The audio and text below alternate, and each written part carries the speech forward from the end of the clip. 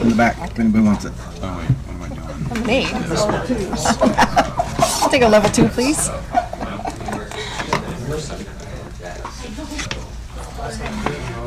Okay. Oh, thanks. You're welcome. Thank you.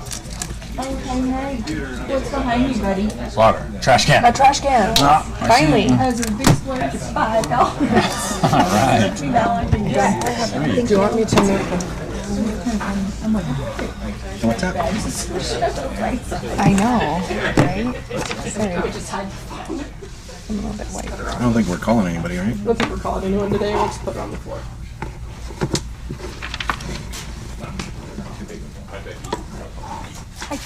I'm good. How are you? I'm playing in my first golf tournament. This Saturday. I have to go dig my clubs at the simulator. Dust them off a little bit. Somebody decided to do cookies on hole 17 after he had it all seated and looking good, and This weekend they After the Truba. donated the whole green. Oh no. A car or a cart? cart. Oh. No idea who. I just had it yesterday when I got to work. Oh, that's too bad. It's all over it. That's a bummer. Sets it back a little bit on that hole, but Yeah. Get the PD on it too. Yeah. Find Investigate out it. who they were. There. Yes, sir. Do we want Yeah, that's too bad. It really does do a lot of damage. to? I'm gonna open it up. I'm gonna do Tiff really quick, Paula really quick, you really quick. Write that on. I forget. Tiff, Paula. Is my person just calling it to order? What's my real quick? We're gonna take roll. Because Decker told me I'm going to fill the room with hot air. I heard it. I heard He it. didn't say me, but I'm going to do most of the talking, unfortunately. Let's see if I come over these and I'm like, "Ooh, kick me wow." Stop it. Just got to keep it streamlined, right? Mm-hmm. 1 minute. Today's. You betcha. Focus. I had my ginkgo today, so. Brennan's already been warned if I start poking him, he's talking too much. Do I get the laser light? I've already warned him. Yeah. I'm just point at people.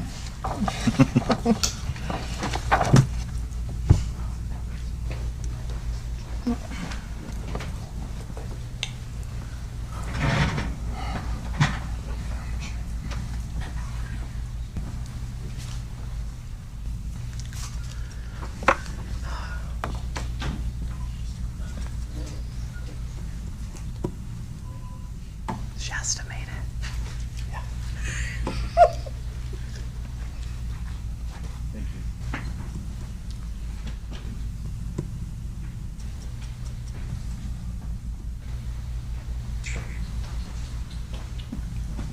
Three. Android at 3. I'm at 3 on everything I got. All right, Here we go. Tiff, please take the roll. Councilwoman Garvey, Present. Councilwoman Workala, Present. Councilman Brennan, Present. Councilman Harjo, Mayor Sykes. Present. Let the record reflect we do have a quorum for Tuesday, July 15th, 2025 for the budget meeting. So really quick, council, first off, I want to thank all the department heads being here. I want to thank Tiffany for sitting down with department heads and some of those ELTs while I was away and kind of getting everyone all online. And then secondly, Paula, can you have give us kind of a summation of 2 pieces of paper that we received? This one. Yeah, you guys didn't get this in your budget workbooks, but I was asked and I thought it would be good information to share. So the 2024 budget is just a little more over $84 million, but the 2025, 26, the one you guys are being presented with, is $97 million. So there's a difference of $12 million. However, if you look at the next block, you'll see that we had $34 million in grants requests last year, and now we have $58 million. So the overall total increase is your grants of $23 million. So I just wanted to, like, when you see that number, it's a lot, but most of it, there's a lot of grants. And you do have this blue sheet to refer back to what those grants are. It's grants and or co-op pass-throughs, so that will refer you back to those numbers. And then, this color chart, actually, I did not do. I requested it from the county to do, and it was, the taxes, like, from 2019, so you have to kind of read it from right to left. So in 2019, an average house would pay, I think it's on $100,000, $1,010.74. Where if you move now to 24, it's half of that. It's $565. So, and then it gives you your residential and commercial, and then it shows you the commercial growth. We used to be 11%, and now we're 12.73. So it was a good piece of information for the council to have when we do the 3%, gain that 3%. It's not necessarily being passed on to the homeowner because we've grown enough that their taxes are actually decreasing based on the overall value of the city. Because when we annex property, that decreases the value of the taxes. It gets spread out more, I guess. So anyway, I just thought it was helpful information for you guys to have. And we'll throw this out to the citizenry so Jill, they can see it. That was an easy ask. And then Councilman Harjo. A lot of this, I honestly should have thrown this up on the big board, and I apologize. I'll just kind of show over here. I think Councilwoman Garvey, I didn't show this to you yet, and I'll kind of show it for the staff. Last year, being my first year of being in a municipal budget presentation like this, I mean, we get these binders and it's this big monolith, right? And we had a lot of discussion about change, and for myself, I realized after the fact that like creating some kind of change log that we can track what either department heads, city staff, mayor, council may request to make budget adjustments in. So line by line, I've got it, just a blank document essentially that captures like the date, the requester, the department, the budget line, suggested change description, estimated change plus or minus, a priority, and a status of open close, just so we can kind of keep track of like what those requests might be as we progress through these talks, and be able to kind of,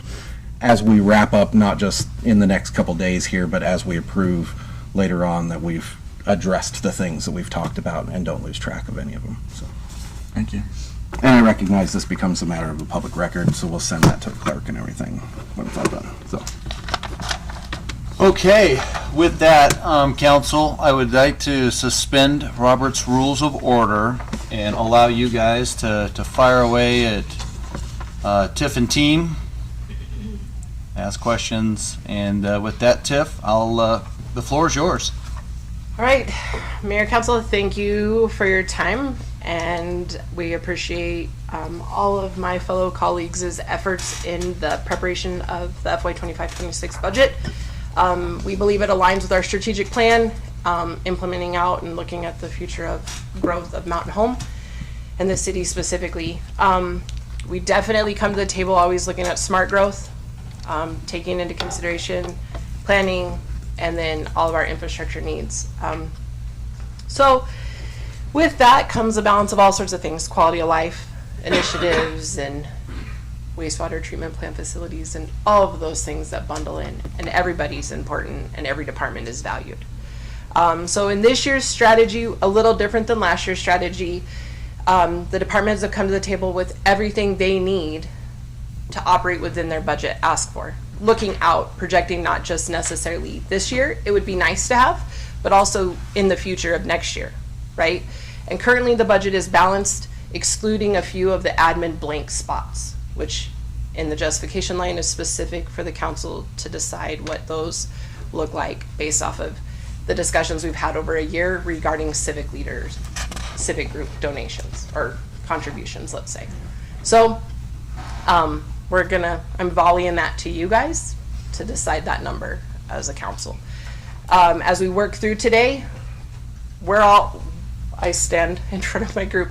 We're all happy with our budgets being presented to you, but we're ready to discuss what you think is valuable within that department or what needs to move to another year. But do realize that those items will continue to be set forth and come forward in future budget requests, because we are trying to work towards the future within our budget cycles and growth within our departments and our community.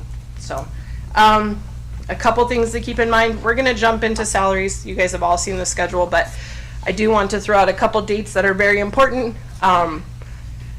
There's not a whole lot of wiggle room. We have to disclose our dates, the days we're going to do public hearings, the days we're going to publish in a paper, and so we're in a time crunch. So we're really working today and tomorrow, and if we have to, we'll work Thursday. That's not a problem, but I want you to keep these dates in mind. The publication dates for this budget are going to be in the paper on August 13th and the 20th. There'll be a public hearing during your regular city council meeting on August 26th, and the ordinance will be read aloud on September 9th. And those dates are already set at the county level, and there's no wiggle room. So, okay? I just don't want anyone come back to the table and saying I didn't know or didn't have a second chance. So, okay? For sake of time, we're done at 5 o'clock today. We'll be back tomorrow, right? Everyone's time is valuable? Okay, I'm gonna turn over to my fellow colleague on salaries. Sure. Yeah, any questions so far? No, okay. Tell me if I talk too much. Let me see if this works. Hey, Dennis, will you hit the red button, please? Oh, it shut off. Yeah. Thanks, Dennis.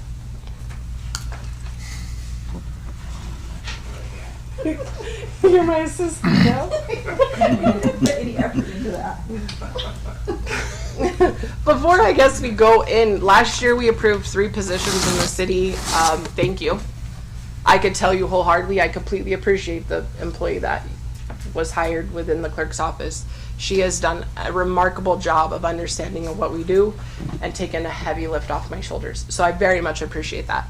I think the other department heads will speak very highly of the people they've hired as well. So, okay. I'll click the buttons. Okay, Ta-da! so just, I know everybody's seen this and heard this before, some more than others, but I always like to come back and just give a recap of some of the terms that we throw about, because when we're talking about this stuff, it's just kind of, just rolls off the tongue, but it's it is new terminology sometimes. So real quick, just when we talk about, we'll talk about scale compression. That's the spread between, you've got a horizontal, vertical, the spread between your minimum and your maximum and your grades, going from 1 all the way up. Typical salary schedule design has a spread of 40%. So from the difference between the minimum up to your maximum is 40%. When we talk about comp ratio, that's how an employee's salary compares to the market. Okay, so if you take the employee's salary, divide it by what the market is, that will give you the comp ratio number. The lower that number is, so if you're in the 85, 86, 87%, the farther you are away from market. Obviously, if you're at market exactly, that's going to be a 1 or 100%.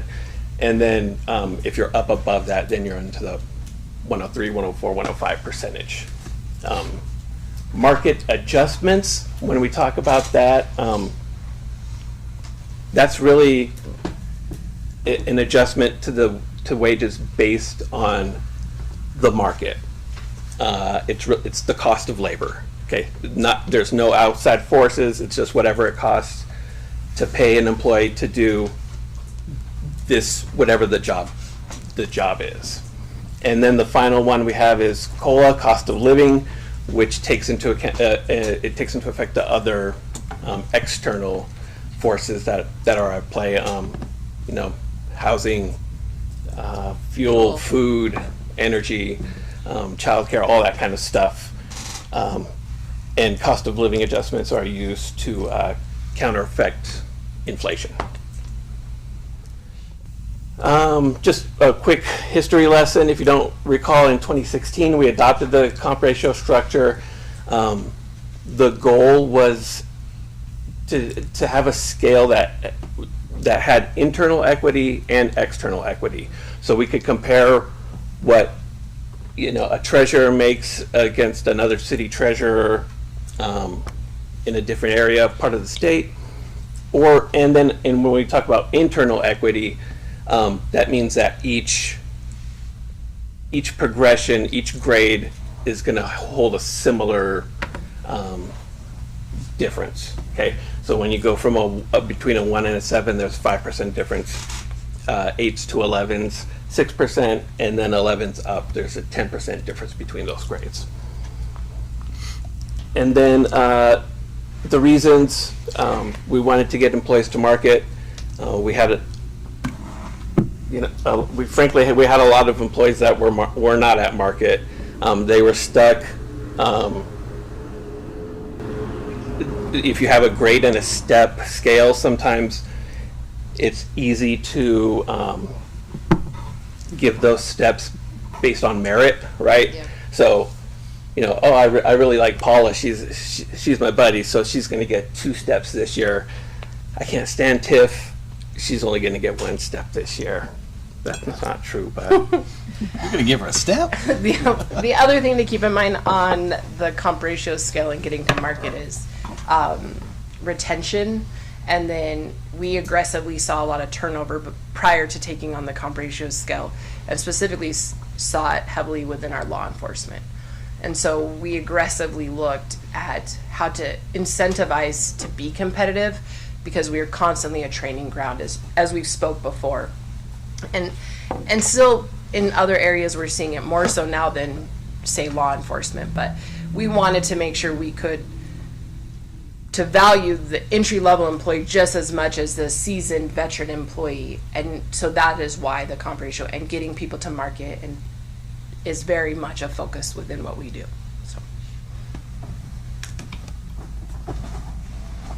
So our areas of focus for this year, we want to stretch the scale horizontally. 5 years ago, with the mayor and this council approved that instead of doing it all at once, which is a big chunk. We were at 20%, so if we wanted to stretch it out 20%, that's a lot. We broke it up into smaller bites, so this is our 5th year of increasing that spread by 4%, and that's the big goal for this year. Stretch the scale vertically. We want to make sure that we have enough room to get employees to want to promote up. It's hard to get employees that want to promote up when they're going to take on extra responsibility. They're going to supervise people. They're going to have these extra responsibilities, and they're getting a grade, 1 grade extra. And to just bounce off that, some of those supervisory level positions, they become an exempt status. So when you become an exempt status, it doesn't matter what you work. There's no additional overtime or comp time accrued by them. So we've seen in some positions, some people are getting quite a bit of comp time or potentially overtime within a role, and they're content with that rather than promoting to that next level, because quintessentially they're going to lose money, right? And so that we need to kind of stretch that, and we've recognized that over the last couple years, and we've had to dive into some job specs to really narrow it in to increase that vertical stretch to encourage people to want. We're training you and we're investing in you today. We want you to promote for tomorrow, right? And so we have to recognize that and provide that stretch. And then the final focus for this year was raising the salary floor. So previously we had, the lowest was a grade 3. We had employees at the library that were grade 3s, the animal shelter grade 4, recreation department grade 4. It started at like $14, $15 an hour, which we didn't think was enough for our employees. So we wanted to get them up a little bit just to that grade 5 to get them started at a good wage. Any questions so far? With the floor increase, then effectively everybody above them will increase equally? No, no. So what we did was we added a grade at the very top to push some up a little bit, but we've moved the ones that were at the very bottom to the 5, and then we've kind of moved some up. But everybody was not moved up at the same. Doesn't that go towards compression that you talked about earlier? When you move some at the bottom and not the others like in the middle? We have. Yeah. Go ahead. No, I was just gonna say, with moving the top of the scale, where we had the log jam, there was kind of a log jam around 15, 16. So if we can move that up a little bit, it frees up some room, and allows those people that want to move up into the, you can go from a 5 to an 8 or 9, and then you can go from a 9 to a 12, 13, then you go from a 13 up into those 16, 17s. I don't have that paperwork here, but isn't like the 16 and 17s the department heads? The top of the top? Correct, yeah. And the log jam sat between exempt status at about the 12 range. Between 12 and 15 is where the log jam stood between two different types of positions and jumping to an exempt status. Can you give me an example of a 12? An You're talking example would be a police sergeant to a police lieutenant. Okay. Would be a prime example. And we don't have very many applicants that want to be a police lieutenant in our force because a sergeant gets a good amount of overtime. Right. In the training ground, to expand on it, the training ground scenario we were talking about, what is it, about 35,000 to train when you go through post, all that? So we would get them here, get them hired, and then they'd go. And so the taxpayer would pay minimum 35,000-ish, right? Ty? Yes. Yeah. And then we'd lose out on that. So to keep them here, we did the retention bonus, not bonus, can't call it a bonus, what is it called? Incentive. And then if we got you to, we believe that if we get you here for about 5 years, so we did an incentive every year here, you'd hopefully fall in love with the community, buy a house, and then you'd be well within starting to ramp up. So basically the jam doesn't impact the bottom because we're basically saying the grade level 3 people now meet the same responsibility and job fields as a grade 5 of who was within the 5 realm prior. We're saying the library aide, the rec specialist, they're in that same responsibility realm as a 5. And so they're just going to move up to that 5. And the person that's been working for, I'm just kind of guessing, like 2 or 3 years, and now they're at a grade 6 when they started at a grade 3. Mm-hmm. Now they're kind of making the same pay as an entry level person. So it's all percentage based. So like ultimately when you make grade changes, we calculate it off of percentage increases. So it's calculated, you could see a 6% increase moving a grade. And then the comp ratio will help get them faster to market. And a grade 6 essentially, so for instance, if a grade 6 today was making however many dollars, their percentage is based off that dollar wage. Versus us moving that grade 3 now to a grade 5, their dollar amount may be less, so that percentage, typically because they're further from market, is going to be higher, that percentage, but they shouldn't catch this person. The only way they're going to catch people who have sat in the same position long enough is if you just chose not to promote internally. Like if you just wrote out a whole grade. But as I kind of explained to Councilman Harjo earlier, as you make these shifts to your market, that moves your whole scale. And so as you shuffle your scale, the people who were, for instance, 1% to market, now they may be a little bit further away from market. So you're kind of constantly playing that little game, right? Does that kind of make sense? I may follow up later. with Yeah, more absolutely. details. We're, like Daniel said, like we're probably speaking gibberish because it comes so firsthand to us every day. We're dealing with it, but Thank you. please follow up with more questions. So these are the recommendations that we came up with for fiscal year '26.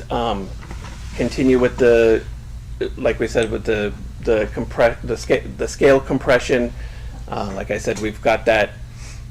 We finally got that out. We've stretched it out. I calculated it. It's 40.8%. So, like, I'm really happy that we've got that fixed, and we have room for employees to stay here. If you get hired on as a 7, you stay here as a 7.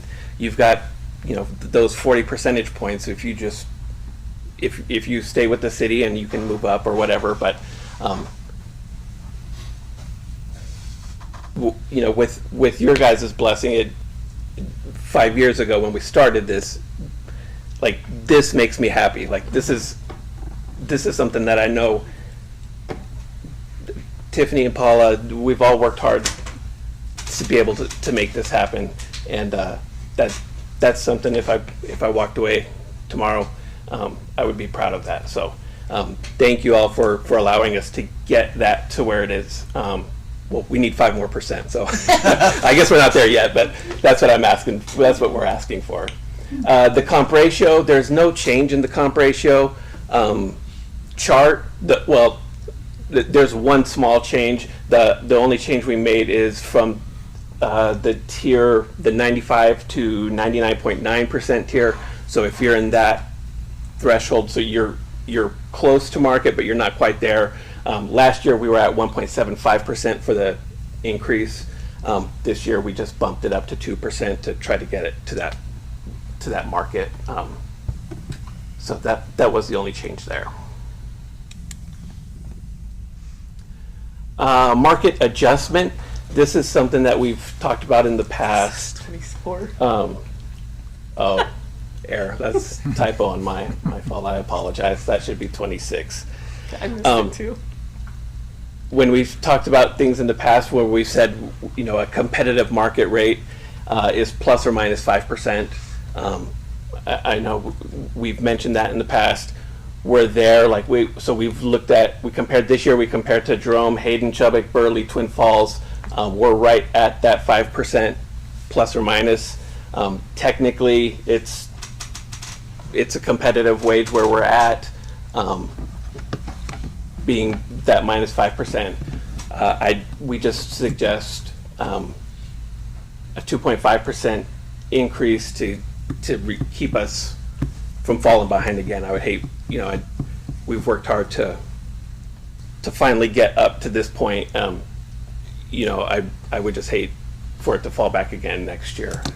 So that was the 2.5% for the market adjustment.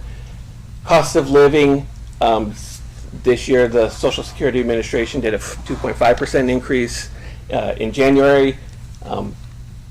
Inflation is up a little bit. The CPI was 2.4% ending in May. And so just to keep up with the cost of living, we suggest a 2.5% for the cost of living.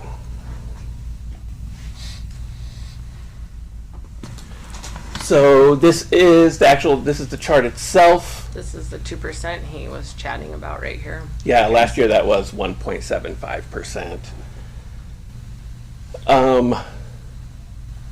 So you can see on the left here we have the grades. We've added one grade at the top. We want to bump everybody. We would like to move everybody to a minimum, to start everybody at a grade 5. So the minimum would be 1854. And then on the right we have the comp ratio scale. The top one is for, the bottom one is for grade 11 law enforcement police officers. And them only. Not 12 corporals, not anything else. Everybody else falls within the top. So the only one that falls in this bottom bracket right here in the comp ratio calculation is your grade 11 patrol officers. Everybody else within the city falls within this one.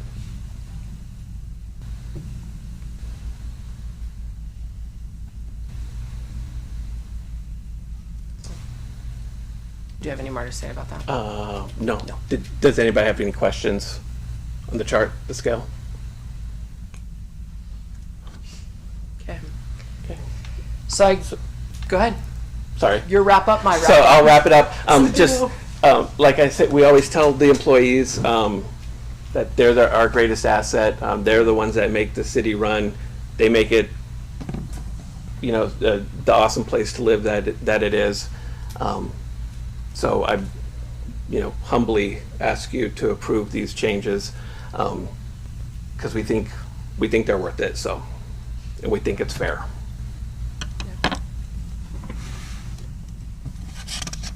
Got any questions for the team up there? Okay. We'll run to the next. Thanks, Daniel. Thank you, Dan. Sir? Okay. All right. The next is, I'd like to say thanks. On the salary side, I think it's important. So, right now, the benefits we don't see any fluctuation in the benefits. Last year, with you guys allocating the additional funds, that $1,000 to their health benefit, we saw a lot of happy smiles. And to be honest, I sat in Daniel's space when we didn't give out any raises to anybody, and it was a frozen environment, and you saw some grumpy people, and some of those people still work for the city today, and to hand them a payroll change and watch them do backflips walking out of this place is pretty remarkable because they're being valued and recognized for the work they do. And I can't say it enough. We come to work to be a public servant. Everybody here, I fully believe, is here to make Mountain Home the best community in the state of Idaho. And I would stand with every one of them in the trenches and work side by side. And that doesn't go unrecognized, from animal control to the library to the staff here at City Hall. Like, they're all outstanding. So thank you for your support. So the next one is city admin. So you guys want to dive into that and ask me your questions? I've left blanks. That's up to you guys to decide. Civic groups will not come back. Tomorrow, Military Affairs, I sent an email yesterday. Military Affairs Committee will come back. We've asked them to come tomorrow about 3:30, 4 o'clock to just kind of dialogue their thoughts regarding that potential agreement that's proposed out there. But the fund amount is up to you guys ultimately, so. I stand for any questions if there are any. Tiff, I have one that's really ties back to salary, but as well, like in looking at like the fringe portion here, I remember you guys mentioning to us that that the health insurance plan for employers was that the plan that is currently chosen was sunsetting at the end of this current term. Is that factored for in here, and what potential increase might be in cost? Yeah, so we could speak a little bit on that. So the Inova plan is no longer going to be recognized through Regions Blue Shield. So we've been extended to October of 26, and we will be able to stay within that plan. And so this next budget cycle, we will actively really pursue. That doesn't mean we leave Regions. That doesn't mean that the pot's endless at this point. We're shopping health insurance. To be honest, we could have done it this year, but quite frankly, shifting 120-ish people's insurance is not fun. And we had a choice to end it in January. Wasn't that one of the proposals? Was to end it in January, which is what Regents really want us to do. But then we have this deductible, wonky mid-year mess. And so we asked to go to September 30. And so that's where we're sitting today. So Okay, wonderful. Yeah. Did I say September that? 30, 2026 is The no more grandpa. They're not grandfathering anything else. So. Right. And we've really, with our broker, kind of honed in. Like, we reached out to our employees, like, hey, what are some of the needs in this change? Like, what? And a lot of it is pharmaceutical, because the Inova plan is pretty rich in coverage of pharmaceutical. So we'll see some adjustments there. So, what was the other one? Specialty clinic services. Buyback. And what was that one, Mayor? Buyback. And, well, we'll still offer the deductible FSA, and the HRA programs. They're separate than that, but yeah, those are the biggest voices we've heard in sort of the package deal of what employees are speaking about. So. Okay.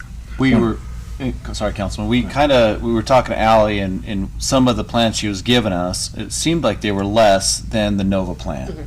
So hopefully, fingers crossed, we get same coverage for less cost that we can allocate to maybe employee, family, and things of that nature, out of that 1,000. Yeah, I mean, that was my concern, is like, how do we ensure that rich benefit stays a rich benefit? Some of our big focuses, we have a great trend and a history with Regents. We actually saw a decrease 2 years ago. We didn't see an increase last year. So that shows you, and we had some pretty hefty claims. But that being said, if we jump to another provider, that doesn't mean that we don't see an increase rapidly in the first year. So that's things we are battling. The other thing we are, and a battle's not right. The other things that we're really considering is forcing our employees to, like, I'm going to say select health because everyone understands that in the room. But we don't want to force you to have to just go to St. Luke's necessarily, because some people in our current existing plan have a physician at St. Luke's, have a physician at St. Al's, have a physician at some other special clinic in the world. And so we want you to be able to continue that rather than forcing you to change your provider, because some people just don't like to change their provider, frankly. So those are all the things we're trying to kind of mold over and listen to and make the best sound to present to you guys. So. Sure. I'm glad you have some time to negotiate. Yeah. So are we. Daniel really was excited. Okay, thank you. That was- Harjo, do you have any information about that legislation last year? Did it pass where cities can jump onto like a state plan or something? Ooh, I don't recall if that one passed. I remember eyeballing it. I can do some digging and. Okay. We've been heavily sought after what is that? Triple IA. Yeah, because we're on and that's a state, a large pool through counties and municipalities. So, but they were established in 2010 or 11, but we're like the large group that would jump into that. Like our we have so many employees, they want you in, because most of them that are in there are much smaller than us. Okay. And one of the last things really quick too is I've been having Tiff and Daniel and Paula look into, let's say you have and I'm going to use you, is that okay? As a I actually love being the center of attention, Mayor. today? Today I have friends. So let's say you take a Paula, husband's retired military, and we pay $1,000 per employee for their health benefits. So maybe, but they don't need the benefit. So maybe to save some tax dollars, maybe we say, hey, here's $500 to put in your 401k or your Percy or whatever. We keep the $500 and offset that because she doesn't need the health benefit. But right now we mandate all employees to be a part of the health benefit because it puts us in a better pool. And correct me if I'm wrong. You know what I mean? A better pool for a better discount is because we have a lot of young, healthy, seasoned veterans and all that are, so that was kind of the thing that we were trying to talk about is also, I don't need the benefit, but I would like, if I'm going to get a benefit, to like maybe put in my 401k and then I'll go to my other one and save the taxpayer a little bit of dollars. So we're looking into that program as well. Sorry, I'll shut up now. Go ahead, Tiff. Sorry. Are there any other questions about the admin budget? Regarding the admin budget, which attorney's fees was going to be my question. Do we have any idea if we're on par or tracking higher or lower in terms of like utilization? I could tell you right now. Attorney fees, we have about $56,000 left in this year's budget, and we were at $125 last year. Okay. Gonna run short. I mean, we can use that up if you want. Oh, I guarantee you're gonna use it. I'll probably write a memo because it'll be negative before long. With, and just to be honest, the admin budget absorbs all of it besides land use. So, and some of the land use stuff in recent has come into the admin one. So do realize that that's all of the city into one. Like, it's not divided out into PD or different things like that. Like, that's everybody, so. And Paula, is the opioid remediation a pass-through line? Yes. Yeah, okay. And we moved it into the admin so that we could administrate it with our grant administrator. Less so we took it away from it wasn't the PD budget, so we just moved it from there over here. Okay. We originally thought that it would fit better with them, because I didn't want to learn how to spell opioids, but now I know, so we just thought we would. Good explanation. Well, originally thought we would be able to get us, the PD would be able to use it for equipment and different types of things within the community. Well, those items already come free. So then it was back to another avenue of what we can use those funds for. so, see if, going back to that attorney's fees line, we're comfortable with 125? I am comfortable with 125, but that's up to you guys to decide.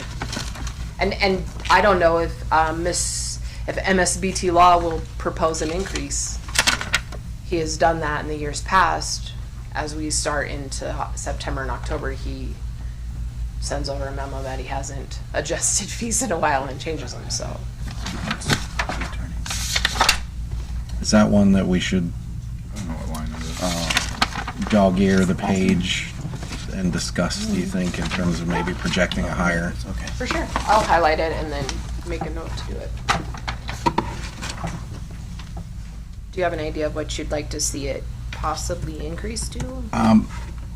Just like a trend, a percentage amount?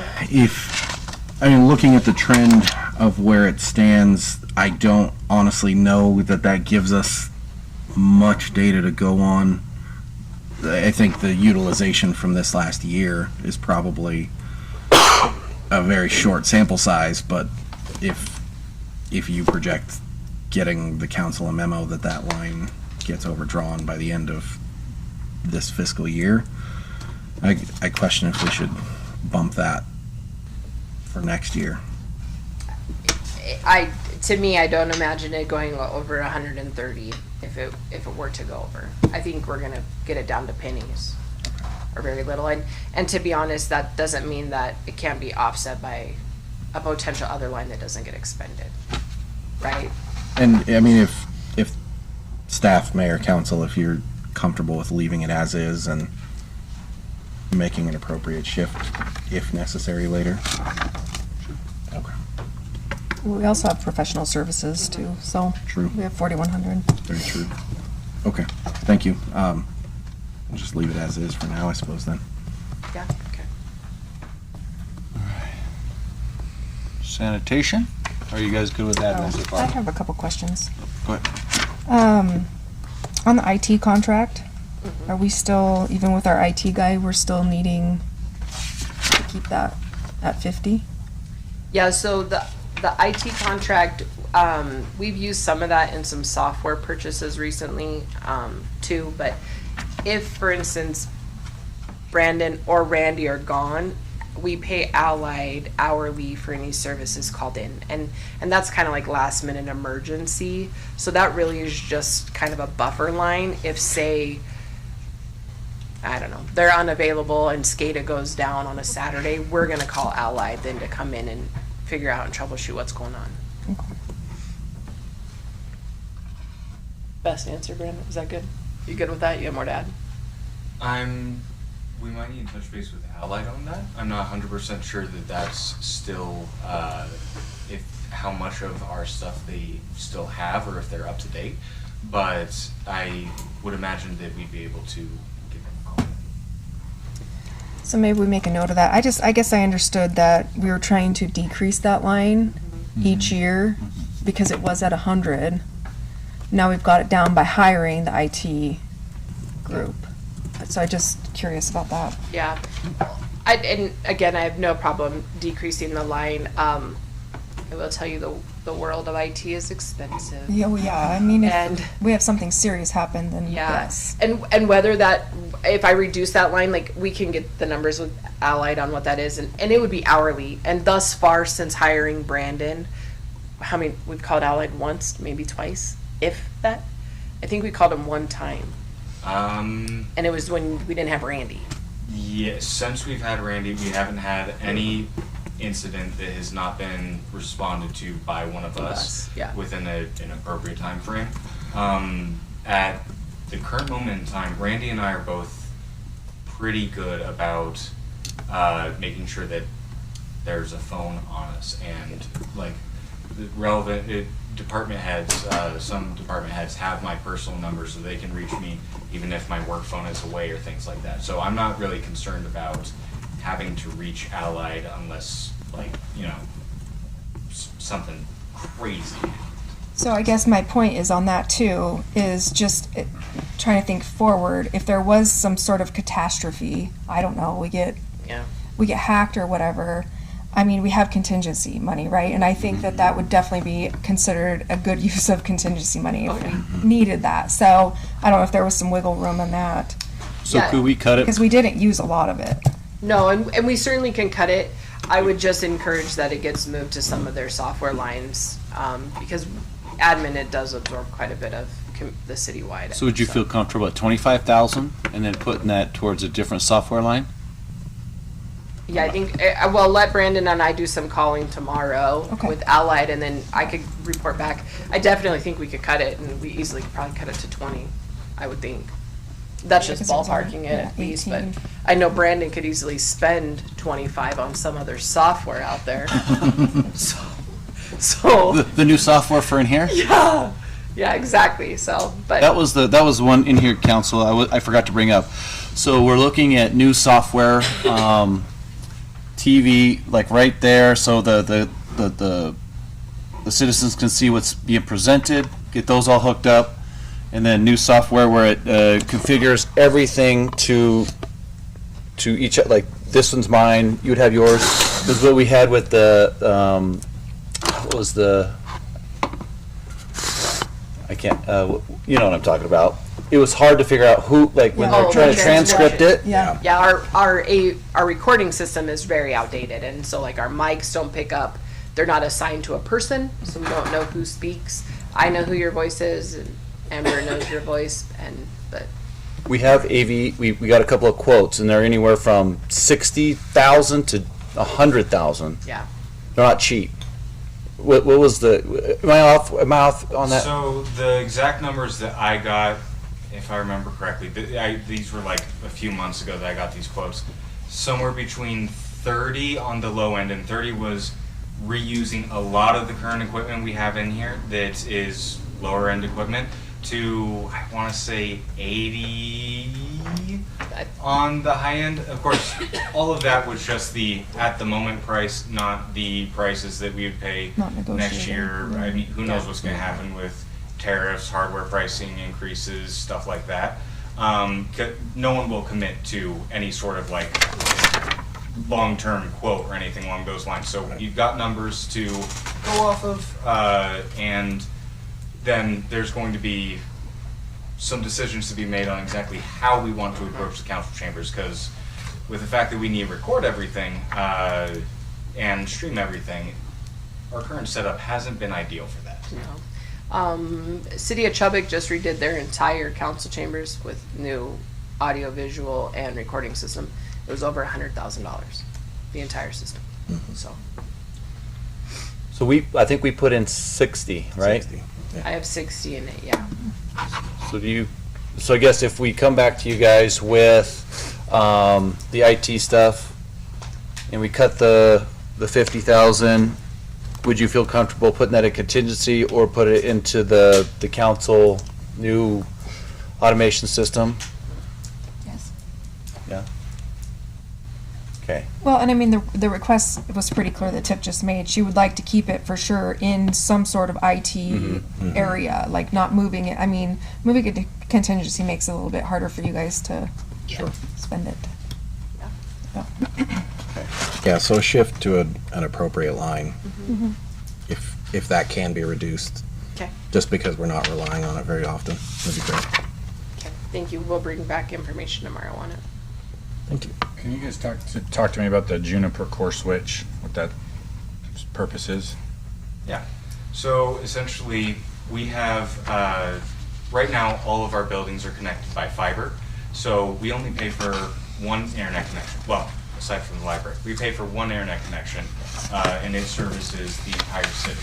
All of that information goes through a network switch, and that switch handles expanding out the one connection to all of our connections. That's SCADA sites, that is City Hall, that is the police department, everything. So right now we have, I don't want to say the cheapest switch that money can buy in there that's handling all of our, like, it's one of the most mission critical pieces of equipment we've got. It's not the cheapest that money can buy, but it's pretty close.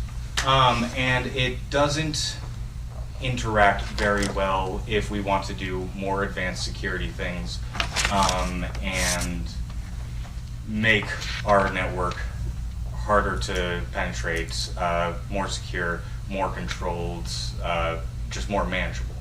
So the idea behind it is we get off of having a bunch of different hardware vendors that I may not be familiar with or Randy may not be familiar with, and we just are on one vendor, and that requires getting high quality equipment into the places that need it, because right now we have that one switch, and if it goes down, all of the city is down.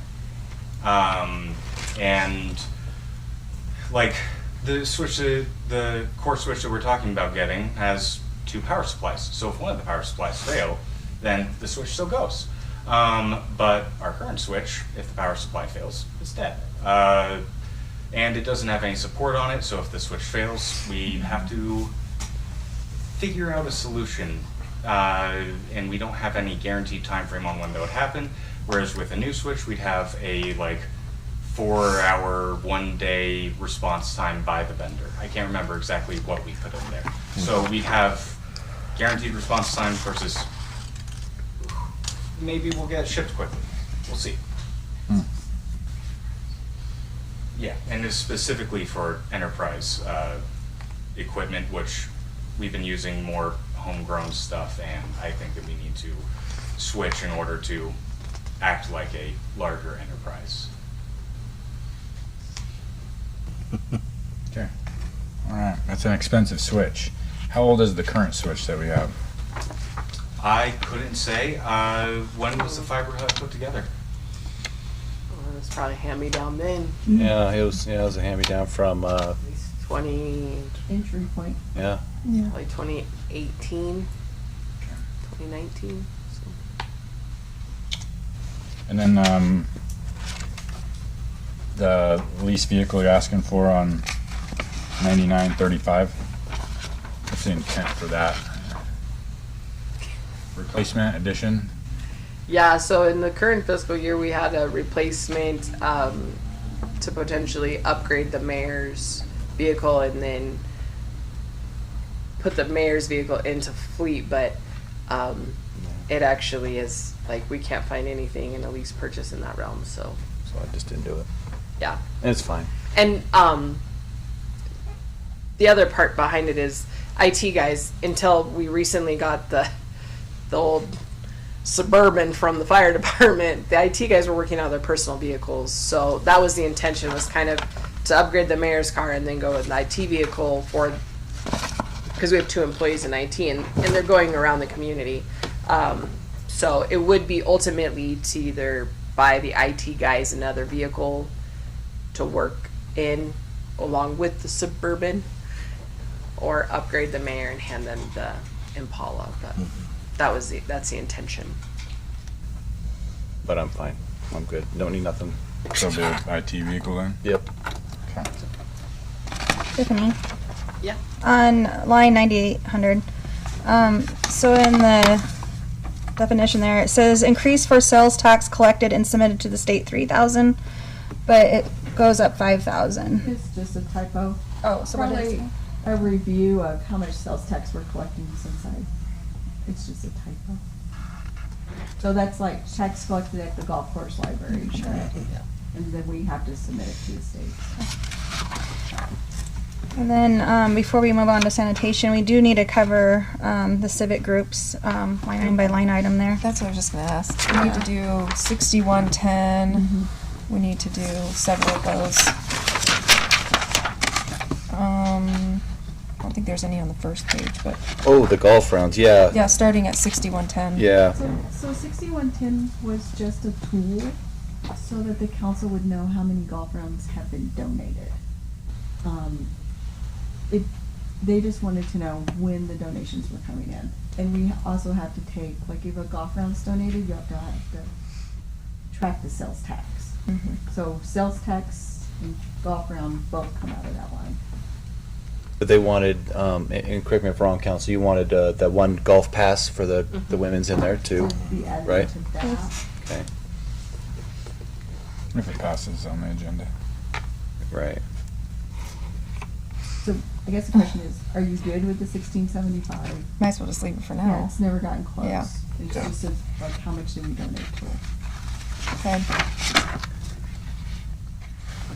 Did you want it, so we're gonna, just to put it in there for tracking purposes, the woman's pass, you wanna add that? Well, sales tax on it's not gonna be close to that. Yeah, I think you're fine. We're good. We haven't had as many requests this year as we previously had, and I think the 1675 is gonna be fine. I have a balance on my spreadsheet of $1,100 still left to donate, $1,157. Was that including the ladies' pass? That does not include the pass. So ladies' pass is 700. 700? So Okay. it'd be about $800. That's not quite. About $500. And then I guess down to 9001. 91. Okay, so let's bring back that one tomorrow, Okay. and let's go to the, 9010. yes.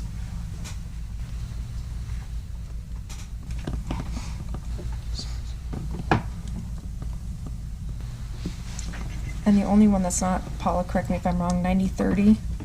That was the one, they asked for more than that, didn't they? I don't know. 4,000. Yeah, okay, thank you. That's what I thought. Okay. And the rest are what they asked for.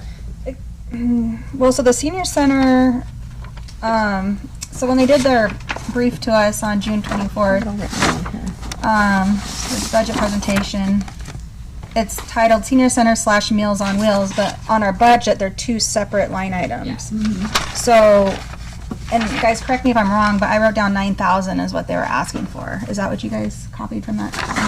I'm looking. Also, what's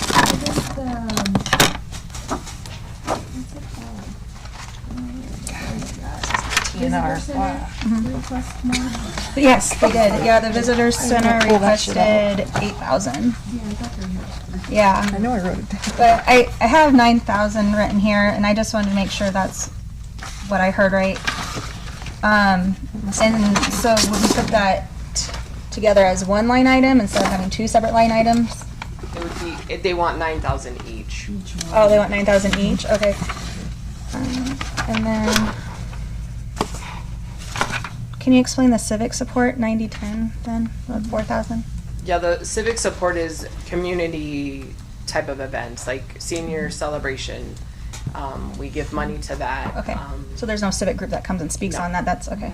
No, So it's that's just- standing at 4,000, I mean, is what you Yeah. guys would ask for? I think Councilman Brennan asked me yesterday, and I told him we had $3,500 left, and it still is Oh, wow. today. So we could potentially roll that over? or- I would prefer you not to, because we do get approached by like the graduating seniors, and we give them money for their celebration. We've been approached by like the football team, and I know we've paid for them to have a dinner or hosted a dinner. A lot of the times we try our best to just put the funds to whatever benefits in the youth portion of it, the youth. Don't give us don't go buy a banner for us. Don't spend the funds in that sense. Just spend it towards whatever the student or the individual could use it for. During So- COVID, we did a tent for them because they had to do it outside. We rented a Tate's Rents tent or something so they could have prom Homecoming, yeah. because they didn't have the funds for prom. Okay, so here's my suggestion. All right, for these civic groups, let's put public transit aside because that's a big chunk of money. But for these $7,000, $8,000, $9,000 requests, what about the idea is we will pay that up to that amount if they can match it.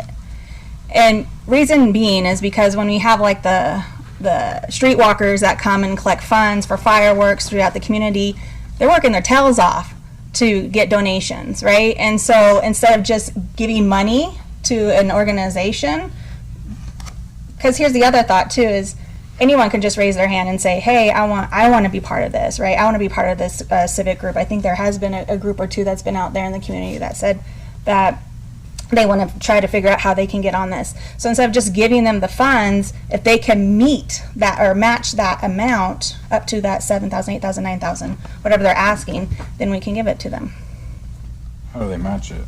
for fundraising. They have to do They their have own to do the fundraising. They can't just say we Ton have. of fundraising. So they have to do work on top of just getting the I believe they already do that. Yes. prove it. though. You It's see what I'm also saying? going to be very Do all hard, of them, has all of them prove that they, hard to quantify when it comes to like the senior center, for instance, because they do fundraising and they do seek funding from a multitude of other entities. Does that then qualify as the match? Yeah, Right? sure. Like that's the point in which I think every one of these, the Arts Council does the same thing, Domestic Violence Council does their events to fundraise. Like it's so that's great. they're basically meeting that requirement, but not requirement, but they're meeting that through their own operations Yep. already. And I'm just saying to prove it, right? So yes, we get the budget lines of what they use it for and everything. But that's just my request.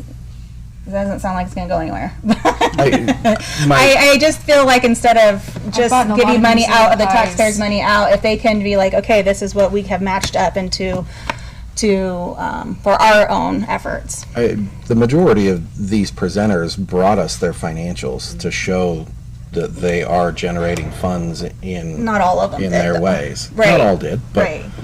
we also didn't require that or request that of them. And But that- in the sense that Yeah. that they did present that, it is essentially already met. Right, and so it's the same thing with the concept of, like, when we brought up that women's group for the golf. It's just like, oh, that's a one-off. Well, now we're correcting that. It's not a one-off anymore. It's going to be documented. And so that's why I feel like with this as well, is if, you're right, some of them are really good. Like the Arts Council, amazing, right? I really appreciate them coming with a budget like that. But others, it's groups just present this as what we've done. And still to this day, I don't even have the public transit numbers. She said she sent them to you guys, and I still don't have them. So, oh wait, did we get them? Did we get those? I don't think we did because we remember she was going to go back Is and this send it? to us. He brought. Oh, brought this later. Okay, I will retract on that. So, yeah, so I'm just saying for all groups to prove their budget to us, if they have fundraised up to that amount, then we will match that amount. To the certain dollar that we. To the certain dollar that's, being requested. So are you guys wanting to go all the numbers that they asked for? Or are you going to keep it at the same numbers? Because So these are placeholders, right? Yeah. We can put these numbers in. Yeah. And then if they can prove that they have fundraised up to the, let's say, Senior Center Meals on Wheels is Just put the 18,000 numbers in. together. No, then you're not just gonna put numbers in. Like, so whatever No, number no, you're she- gonna put in is gonna she's saying balance. if we put 7,000 in there, that they got to match that 7. Oh, okay. I didn't, okay. I didn't, But for- sorry. Right? Am I, Yes. okay. Maybe I Okay. can simplify it. So and you'll need to tell me what numbers you want in there. But before when they send their request, Mm-hmm. that will come to the council like, hey, I'm the Meals on Wheels and I'm requesting my 7,000. We can put that on the agenda and say, hey, you need to come and present to the council your request instead of us just automatically sending the check out. And at that point, you could ask them your questions. Would that work? Like, you've been awarded the 7, but you need to come in and present to the council in order to actually receive. And show your Your match. donation. Yeah. I mean, yeah, that works, but I would also like to set forth the precedence of this coming year that would be I guess the cart before the horse right now because they already did their presentations, but this is why we're talking about the budget as a group. We're gonna do a second one. So, Okay. so we have the 7,000, we send them, you're gonna receive your 7,000. However, before you do your request to the council, you'll need to come in, it'll be on the council agenda for you to do a presentation to request that 7,000. Or a letter, something, that's what we're asking for the Women's Golfing Association, like, we want some type of formal request. Exactly. So it's, Yeah, so to piggyback off that, the example of what happens now is October 1st hits, and the Arts Council is probably the one that's on top of it the most. Sure. They're gonna email Paula and I and say, hey, we're ready for our funds. And then we process those funds through the bills, and you guys approve them in your meeting, and then we issue them a check. That's how it works. You have some of them who have still yet to ask for their funds, right?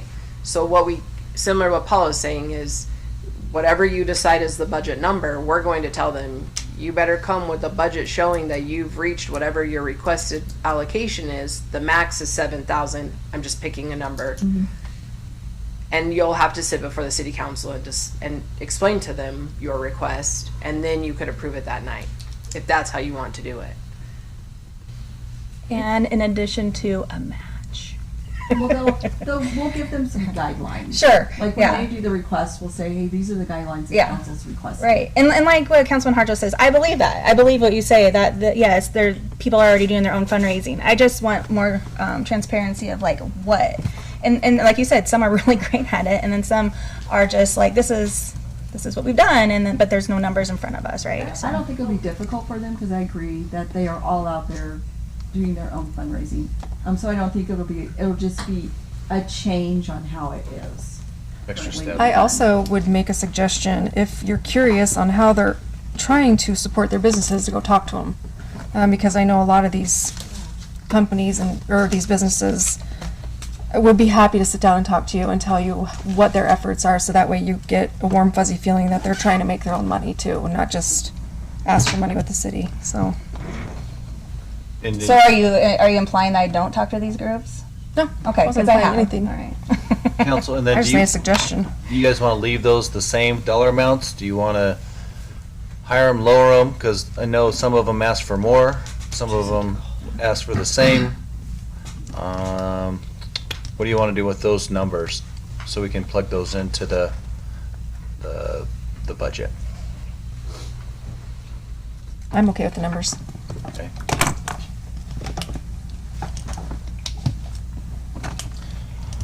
There's some I'd be okay reducing.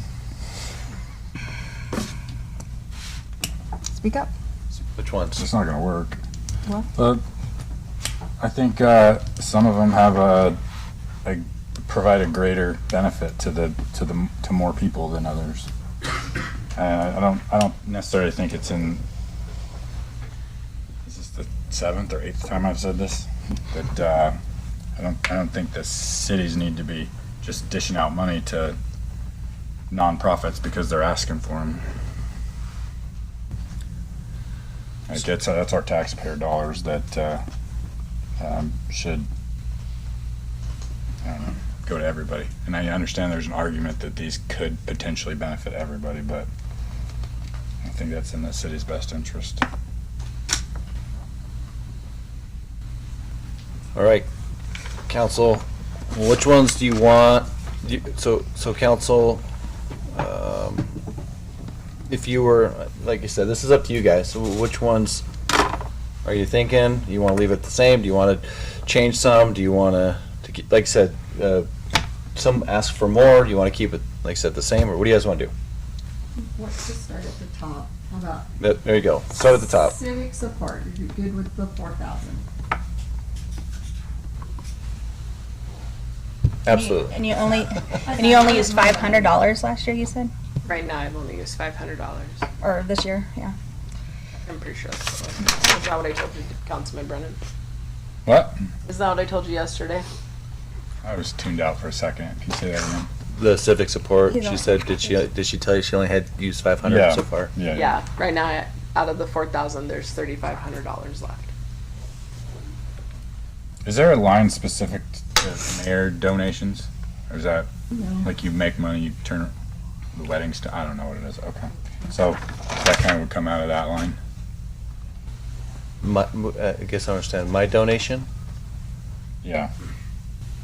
I don't have a donation line. No, he doesn't. No. No. Okay. All right, next. So everyone was good with 4,000? Going once? Going twice? Gavel. Sold! Okay.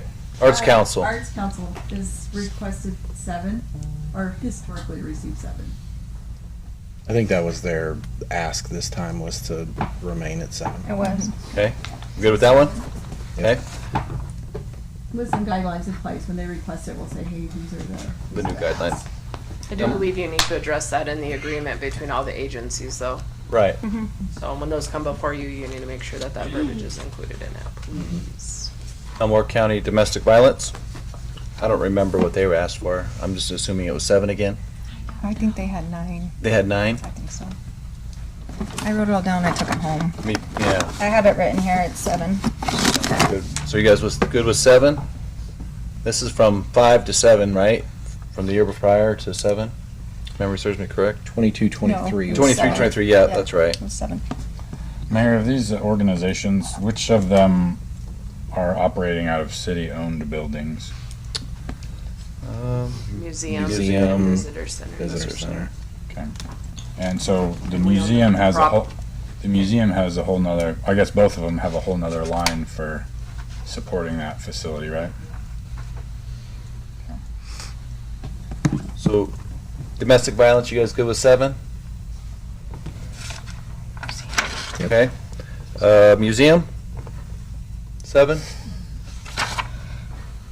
4,000. 4,000? Can- Sorry, go ahead. No, you're fine. Councilman Brennan, can you explain your justification on that question on why you were saying they're city buildings? So I can We- follow what you're We saying. own the building. No, I know, but where his thought is going towards that when he's making his decision. Oh. I'm really just painting a picture that they're getting a lot more money than 7. And I understand, it's our building, we gotta keep it up, but I don't know. Like, does the city need to operate a museum about ourselves? Is that a typical thing? We're not the operators of it, but we're donating a large chunk of money for something that is our building. I'll agree to go down to 4,000.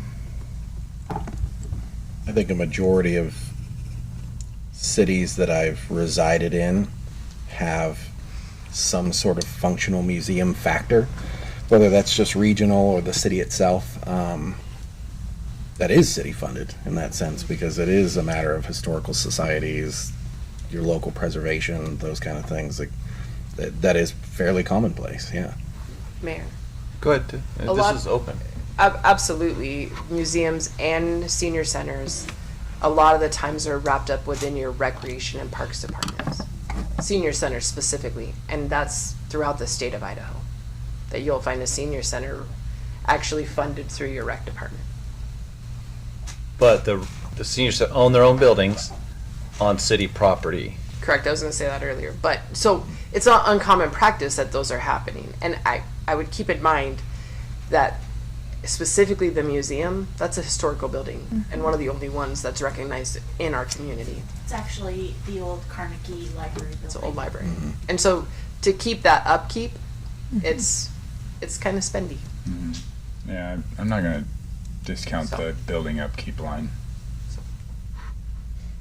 So council, I've got, and I'm just throwing this out here, I got 2 that want to throw it to 4. How does the other council feel? I'd like to keep it at 7. Same. We also donated above and beyond the last year with their computer request that didn't come out of that line, right? It came out of their maintenance It's line. not maintenance. It came out of their building maintenance It was line. already budgeted. Okay. It was already an allocated line. So I got two And is- 7s and two is- 4s. Is Brandon, are you doing their IT over there? Not in any significant way, no. I just make sure that they have internet and that's about it. They handle all their own email and stuff. Only other thing that we really manage is the phones go through us, but that's about it. Okay. So you do provide some amount of service if they need it? I provide some amount of service. If there's a physical problem with the computers, I'll go over there. If there's a problem with their internet, I'll go over there. If it's something with like their email or their website, they're on their own. Okay. Is that the same as the visitor center? Visitor center, I've never been out there, don't know anything about it. Their operation is ran through the chamber. What about like the senior center? Same, don't know anything about them. So the only one of these organizations that you would support through your job is the museum? That's correct. Okay.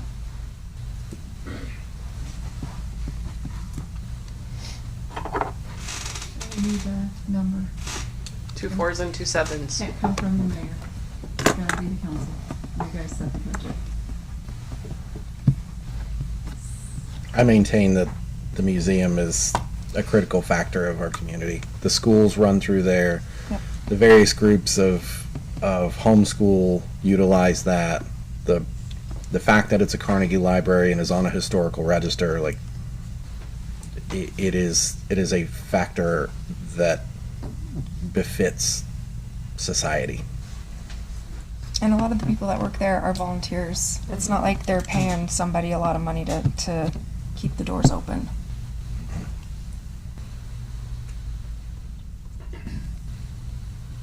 All right, council.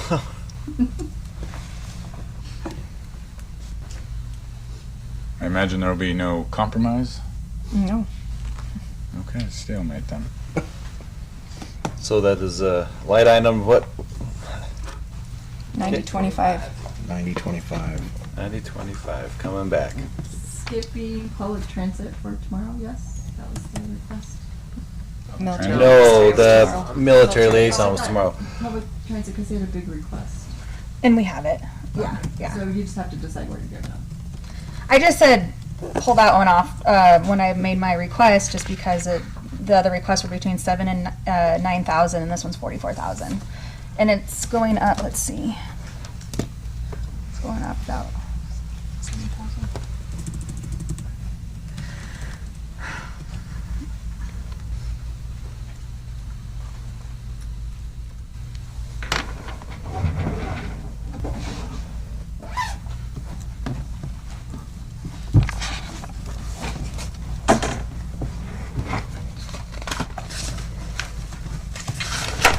Are there any thoughts from staff on their overall operation when they talk about losing the Air Force base line?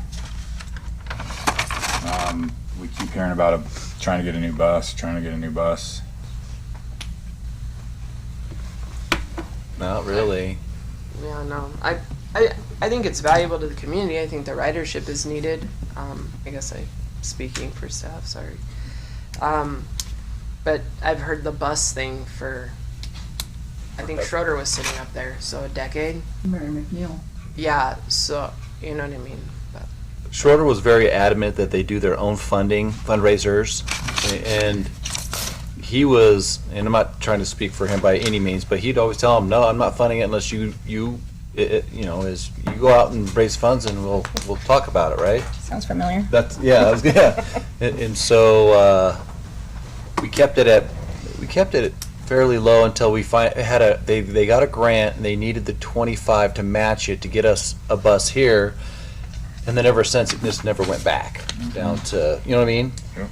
And so if we're not getting a bus, I don't. We're getting free ridership, a number of drivers through that process. Right.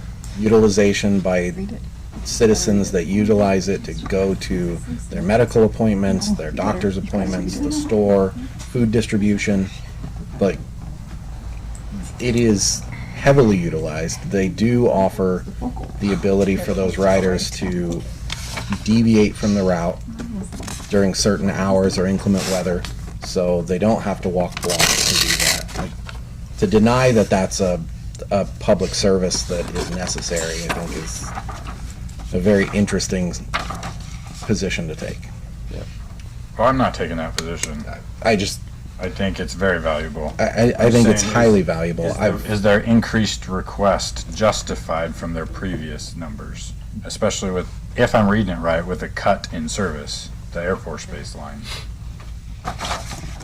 Which I think she explained as managed internally, that the utilization of that line was not being utilized well, but the ridership in the extended hours that additional fund would get them within the limits of the city, that ridership has trended towards the more hours that's available, the higher the utilization, is how it was explained.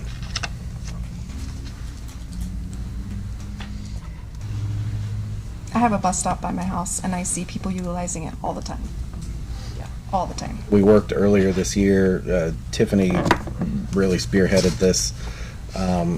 I had some requests come in from the folks at Desert Sage, where just by happenstance, Treasure Valley Transit wasn't exactly aware that the bus stop location needed to change from the old Desert Sage location to the new. And to hear the feedback from Rick Viola and Anna Estrella and the rest of the crew over there at Desert Sage to say, this is amazing, thank you guys for moving this. Again, thanks to Tiff for spearheading that. That showed a significant value for the ridership that utilizes those services in town. So council, are you good with the request of 38.5? No, No. they wanted 44, right? Yeah, and so I'm confused because in her letter it says is requesting $44,000 from the state of Mountain Home to meet the local matching requirements for the operations of Mountain Home Community Transit. The $9,000 increase is to cover the additional 2 hours of service. So she says it's a $9,000 increase, but here it's not $9,000. So is that just funding that she's going to find from other sources? I think she might have been utilizing the 23-24 budget data to reach that 9,000. And I know that this body pays for the ridership now of what, $3,000? 3,500. 3,500. That's within that number. Yeah.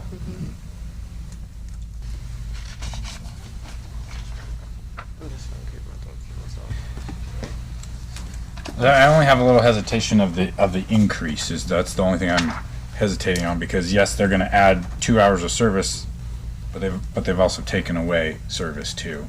So it seems, I can't say it's an exact break even as far as personnel costs for driving the bus or gas costs or whatever, but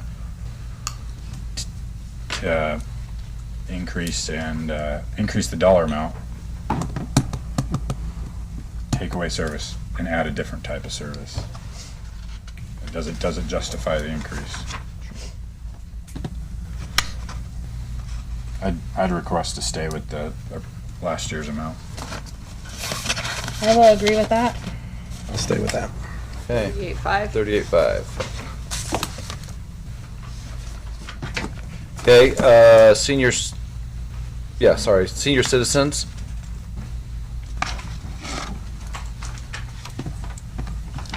All good with the senior citizens? Yeah? Yeah? Okay.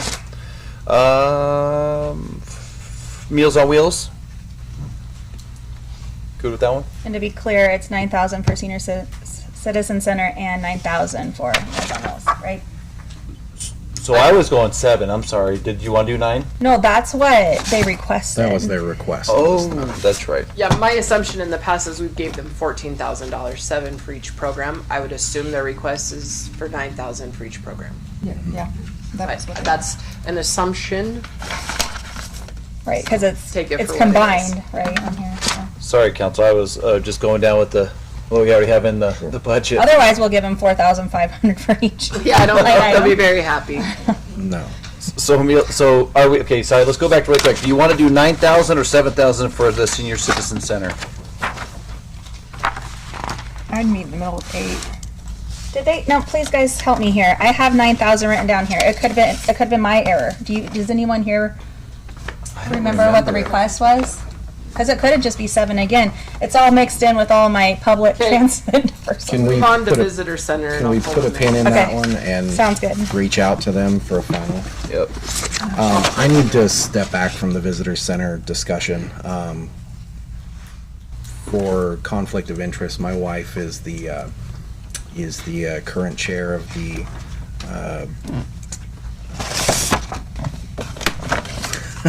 Chamber of Commerce. yeah, Chamber of Commerce. Thank you. You're welcome. Lost for words there, and that falls under the visitor center. Okay, and then, so we're gonna put a pin in Meals on Wheels and senior citizens, get an answer from Lisa tomorrow for tomorrow's budget. Okay, and then the visitor center support, they asked for, well, I don't remember what they asked Sean for. was asking for 8,000 Okay, and wants discounted fiber. Yep. so what do you wanna do for, visitor center? 4,000. 4? 4? Don't throw stones when we leave here, please. But I stand, yeah, 4,000.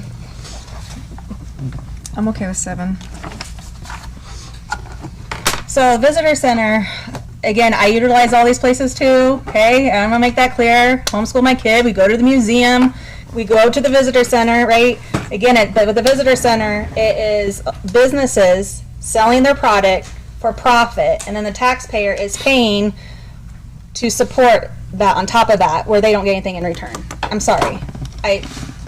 Correct me if I'm looking at this in a weird way, but It's a very elementary way then to correct me. I mean, look at So, how you quantify visitation in the city of Mountain Home and what commerce has brought in sure. to the Wait, city hey, of didn't you Mountain Home. recuse yourself, mister? I'm just making points. I'm not making a decision on this, but I beg you to go sit up on Highway 20 on a Friday or a Sunday and see how much commerce travels through that corridor specifically. Yeah. And how many visitors stop at the visitor center. Yeah, we go to McDonald's a lot. I see it. okay, so, We're gonna refresh when we're done. okay, 2 to 1, because conflict of interest. So are we leaving it 4? Sounds like a win. All right, Okay, wait, I need to go over. With Um, my red pen. The senior center requested, according to the city council minutes, $7,000. Oh, okay, thank you. yeah. Yeah, So so 7 for each. 7. Okay, thank you for finding that answer. Okay. I'm good with that. Okay, Paula, Okay. I think so- you got 7, Good with 7, 38.5, 7, 7, and 4 Yes, with Where a did- return of museum support. tomorrow. I got and military liaison tomorrow, museum support tomorrow. Oh, what was the Arts Council, 7? 7. Okay, I got 4, 7, 7, skip, 38.5, 7, print page, 7, and then 4. So if we're going to reduce it, where are we going to put it? Go back to contingency. Okay. Software. I was just curious if there was a plan. okay, Contingency sounds great. okay. Are we That good was with, 90-50. Oh, sorry. 90-50 Yeah, was that's down to right. 4. Okay. Yeah. Yes. Okay, anything else in admin, council? Okay, sanitation, And the whole time. pretty much a pass through, but what do you want to do with that one? Mayor, I think I just may have pointed out, spoke to Paul about it earlier, but appears to be a typo in line 4100. I gave you a new sheet. Yeah, there's a new one. Okay, in your Right there. basket. perfect. And that's all I have to say. Excellent. Good job. Oh, okay. Good for that one? Good with sanitation? Yeah, so this is the new. Yeah. Oh, thank you, because that was more than a 5%. Oh, yeah. Yes, I was corrected on that. I was scratching my head. Yeah, thank you. Yeah. All right. Library, To Library Shasta. got any Mercado, Shasta? Use side right chair for sure. So she can sit up. Yep. Jeez, I'm like all spread out. I thought you'd go by Daniel. He by. Oh. Just wanted to say first, thank you for last year's budget. I don't know if any of you have been able to patron the library lately, but it looks so pretty outside now. It's great. Looks awesome. So any questions for Shasta? I do. Alrighty. Line, excuse me, line 5650. I just want to know why it went up from the 13,075 to the 18,000. I know it just says increased in shared costs due to administrative costs, but can you elaborate? On the meeting, schools and dues line, is that 5650, the consortium dues. Oh, the consortium.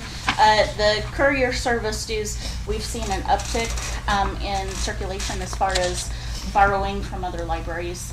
That has been a driving force in needing to invest more in that line to cover the cost for our courier driver as well as maintenance on the vehicle that's used for that service. I do believe that because whenever we go in there as a family and my child can't find a book, the staff is really good at saying, hey, we can find it for you from Boise or from another city, and you guys have been really good. And then you have your cart that's outside, and it shows like all the carriers, that, and that's always full, that cart's, yeah. So I do believe in that it has increased. Totally.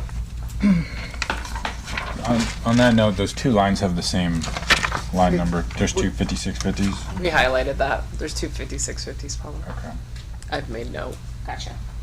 And the consortium part, we talked, is that you guys hired an administrator kind of. Correct. Okay? Correct. Yes, our library is shared with 10 other libraries, and in the past we took turns as directors doing the administrative work, and it was just too taxing on us, and so we went through the process. We went through all of our city attorneys to get an administrator hired, and so that's why there's an increase in the consortium fees Consortium to 75. cover the cost for that administrator. And he has been tremendously invaluable as far as getting stuff done on the back end of the consortium. And I want to let the council know that the library is a levied department, and you guys have always graciously given them the extra 3%. What was it more than that? 3%. So they get their levy money, and Shasta and the library board, and talking to the head chairman there, was in Shasta as well, always say how grateful they are to receive that extra 3%, because there's a lot of things that if that's all they have, they can't do all the great things they're currently doing. So I want to say thank you for that as well. And they do amazing things with not very much. Yeah. Anything else, Shasta? I just made mention that we've seen a revenue so far since starting in December for passport service. We're up to 11,000 in revenue. So that projected amount for next year is pretty possible. So I'm happy to see that. But at the same time, that will mean we need help. And that revenue is coming at a very, very conservative scheduling rate right now, too. So, right. Yep, we're doing 3 appointments a day, Monday through Friday, but that also means that typically we could have 2 applications during each appointment. Some will sneak in 4 during an appointment, and depending upon if it's like a family, that kind of, which is great, that's totally fine, but that just means more time involved for staff. And it's pretty steady. Oh my gosh, yes. Yes, it's very steady. between the courthouse here and surrounding communities that would offer that, either there's been a reduction by some of those other entities that offer that same service, or they're just so booked and people will travel in from the Treasure Valley to come out here to get that service We've had done. people from Nampa, Emmett, Twin Falls come all the way over here just to get their service done. How are you doing on staffing? I'm not gonna lie, I would love more. I have worried about, especially my programming staff, making sure they don't burn out. I have asked them to look at their programming and see which programs they could afford to cut, just because I don't want them feeling like they have to overwhelm themselves. It's definitely something that I've looked at as far as just people in and out of the door, I've seen an increase. That's why if you look on the janitor line, we had to increase it just because of foot traffic. Seen an uptick in needing cleaning service. So when it comes right down to it, yeah, I will eventually need to ask for that, in the upcoming years as far as staffing goes. And remember, we just approved the salary line budget and moving libraries from a 3 to a 5 now. And then most of their monies, I won't say most of it, but a lot of it is in salaries and fringe. So, And Shasta, what might that look like in the coming year or two? Would that be an additional full-timer? Would that be converting a part-timer to a full-time? So this year we tried to hire another part-time, and it happened twice where we would hire someone and then they quit pretty soon. In the scheme of a 90-day period, they would just quit. And so it was disheartening to feel like here we have this available and we're not being able to fill it. And therefore I didn't feel confident in asking for a full-time simply because we couldn't even fill the part-time position that was available. But ultimately, I think what it comes down to is they want fringe benefit. It's not just a side gig for somebody. It's somebody who wants to be all in, essentially. Do we know what the personnel cost difference would be between what the part-timer is currently and what that potential future full-timer, if you were to convert a position? Well, when we were doing our budget as a board meetings,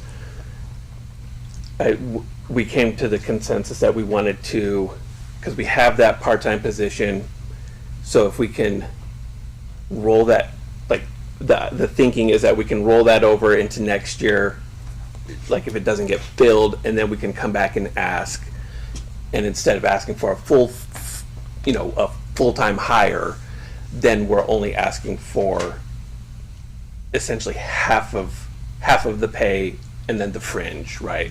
So a part-time now is, I think, 17. So and then you had 46%? 40, yeah, it's around 45 on the fringe part. Okay.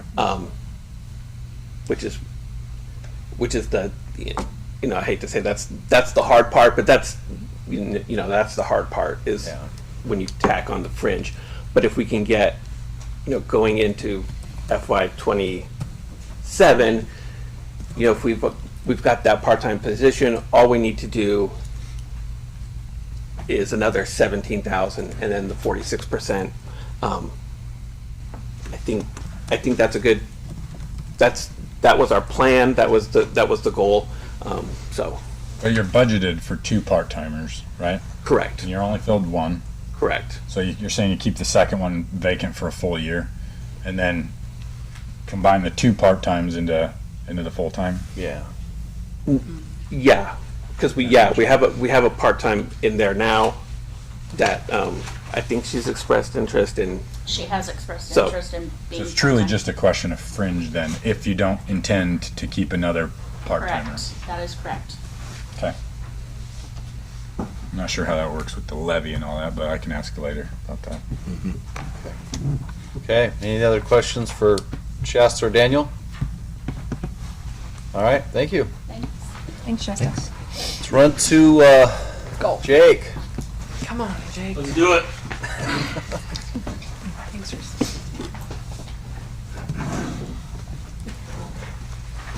All right, council, fire away. Floor is yours.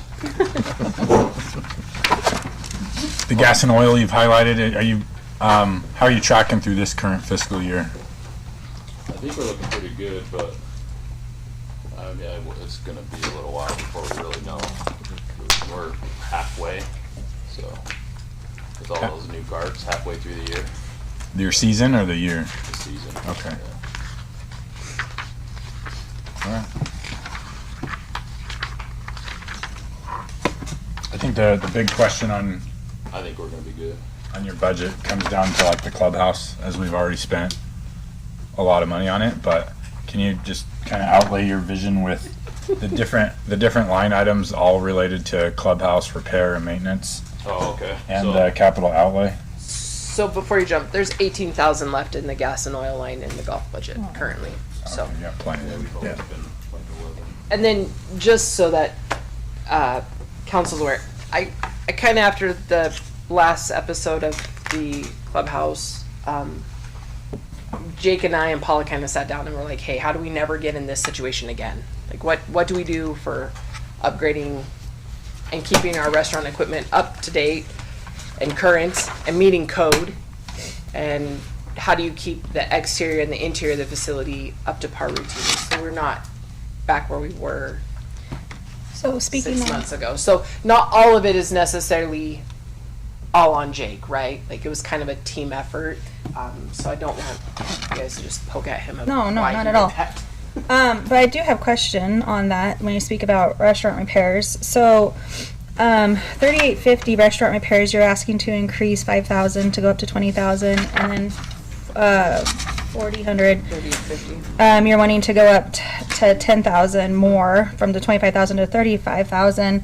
But then also on your capital outlay, you have 10,000, and then you have interior repairs for 7,500. So I guess with Councilman Brennan, I guess just explain then what restaurant equipment would be then a capital outlay, and then it's also in 3850 as restaurant repairs, asking for additional So 5,000. sorry, Jake, I'm gonna jump in. So Go some of the restaurant repairs, like specifically our hood is not compliant with the existing stove top that's there. And so we have to make upgrades to that hood to meet code. So which one is that falling under?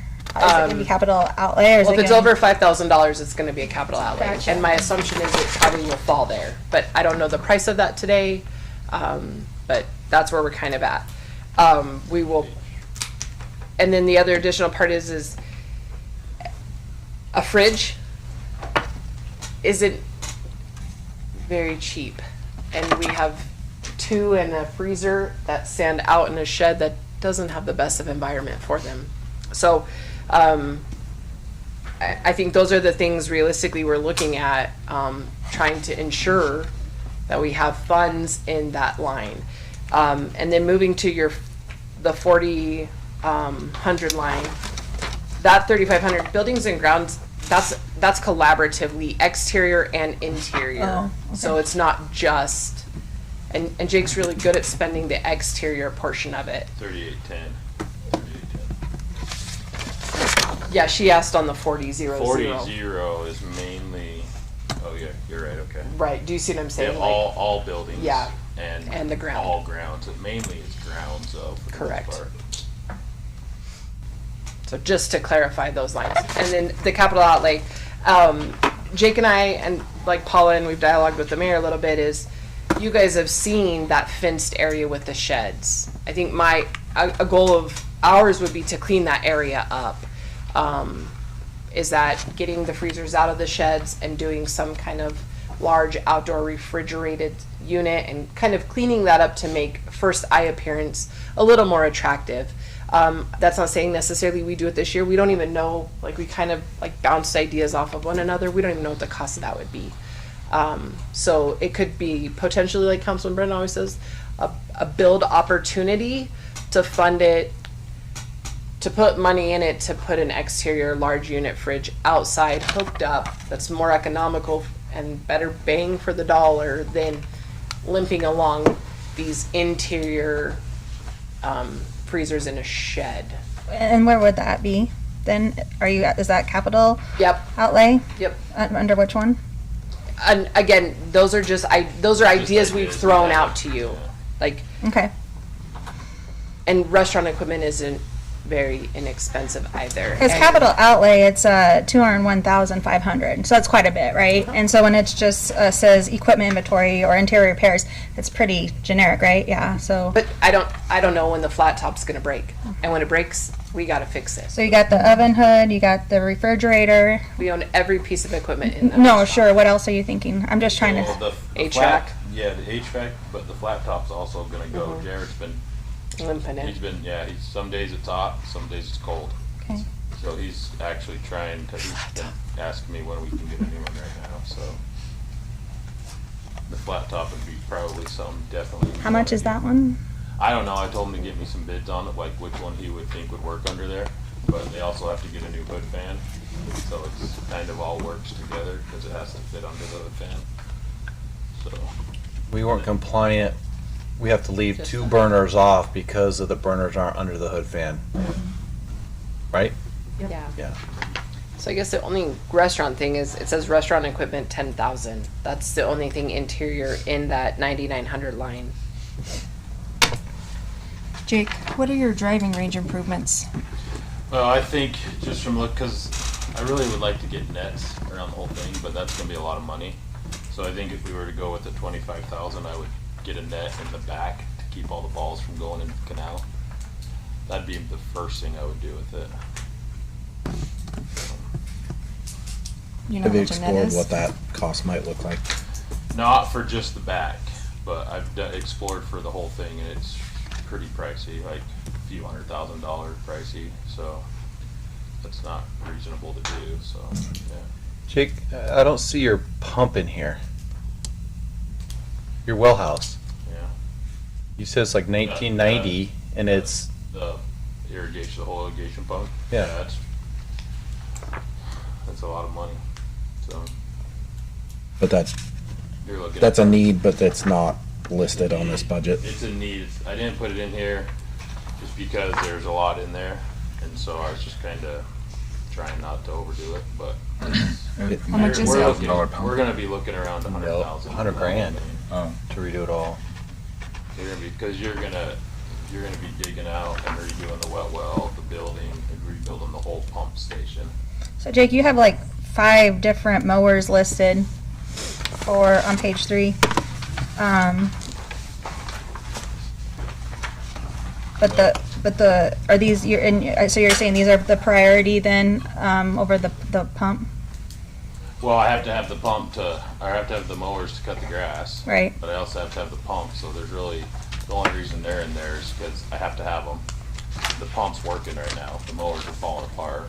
They're falling As apart. Brennan can kinda, he was out there yesterday and one wouldn't even start, so.